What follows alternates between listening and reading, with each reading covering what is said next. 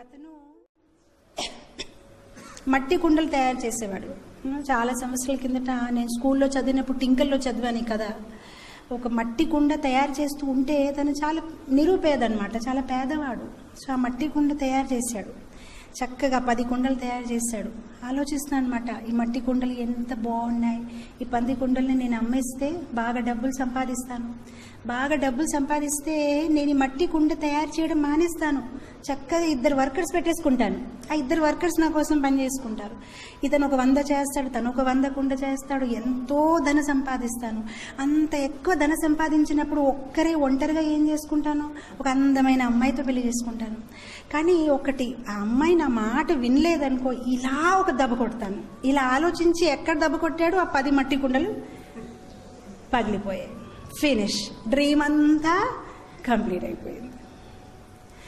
మన పరిస్థితి ఎగ్జాక్ట్లీ అలానే ఉంది. ఎన్నెన్నో ప్లాన్లు, ఎన్నెన్నో ఆలోచనలు, దీని తర్వాత ఇది, దీని తర్వాత ఇది, నేను చాలా ధనవంతుడిగా తయారవుతాను, నేను ఇలా చేస్తాను, నేను అలా చేస్తాను. కానీ కాలసర్పం మన ప్లాన్ని డిస్టర్బ్ చేసేస్తుంది. అయితే ఎవరైతే ఈ ప్రపంచంని సృష్టించారో తనే అంటున్నారు అశాశ్వతం. ఈ ప్రపంచం అశాశ్వతం, ఇది దుఃఖాలయం మరియు అశాశ్వతం, ఇది పర్మనెంట్ కాదు. మనం ఇక్కడి నుంచి వెళ్ళిపోవాలి. ఎక్కడికి వెళ్ళిపోవాలి? భగవద్ధామానికి వెళ్ళిపోవాలి. భగవద్ధామానికి వెళ్ళే దారి ఎక్కడుంది, ఎలా వెళ్తాము? దానికి భగవద్గీతలో కృష్ణుడు అనేసారు కదా, యం యం వాపి స్మరన్ భావం త్యజతంతే కలేవరం తం తం ఇవేతి కౌంతేయ సదా తద్భావ భావిత. యం యం వాపి స్మరన్ భావం, స్మరన్, మీరేం స్మరణ చేస్తున్నారు? అంతకాలే ప్రయాణ సమయే మీరు దేని గురించి ఆలోచిస్తున్నారు, ఆ ఒక శరీరాన్ని మీరు పొందుతారు. సో మనం ఎంత జాగ్రత్తగా ఉండాలి, అంతకాలే మనం ఏం ఆలోచిస్తున్నాము, ఏం స్మరణిస్తున్నాము. సో ఈ స్మరణం అనేది ఇంత సులభం కాదు.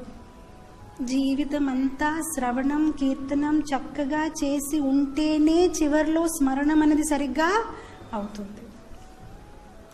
రోజంతా ఏం చేస్తున్నాము, రాత్రి కల్లో అదే వస్తుంది. జీవితం అంతా ఏం చేశాము, జీవిత ఎండ్లోనే మరణ సమయం అదే గుర్తొస్తుంది. అప్పుడు ఎంత మార్చుకోవడానికి ప్రయత్నించినా అది రాదు. ఒక పురాణంలో విన్నాను, ఎప్పుడైతే మనం దేహాన్ని త్యాగం చేస్తామో ఆ నిమిషం, మనం పుట్టినప్పటి నుంచి ఆ నిమిషం వరకు ఏమేం చేశామో అది ఒక రీల్ లాగా మన ముందు ప్లే అవుతుందన్నమాట.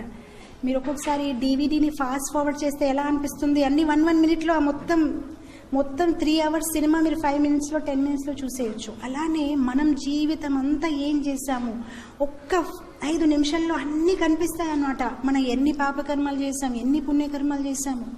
కానీ ఎప్పుడైతే మనం భగవద్భక్తి చక్కగా చేసి ఉన్నాం, భగవంతుడిని చక్కగా దర్శనం చేసి ఉన్నాము, బాగా ఇంటెన్సిటీతో ప్రార్థించాము, అలాంటప్పుడు ఏమవుతుందంటే ఆ రీల్ ఎప్పుడైతే అలా కదులుతుంది, ఆ ప్లేస్లో వచ్చి ఆ రీల్ ఆగిపోతుంది.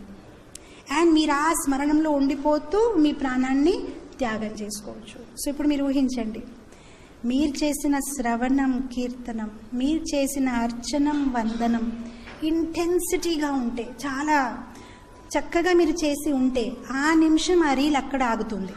అండ్ అప్పుడు భగవంతుడి గురించి ఆలోచిస్తూ మన దేహాన్ని త్యాగం చేసుకోవచ్చు. सब कृष्णा कृष्णा कृष्णा लगे, सब कृष्णा कृष्णा कृष्णा लगे, सब कृष्णा कृष्णा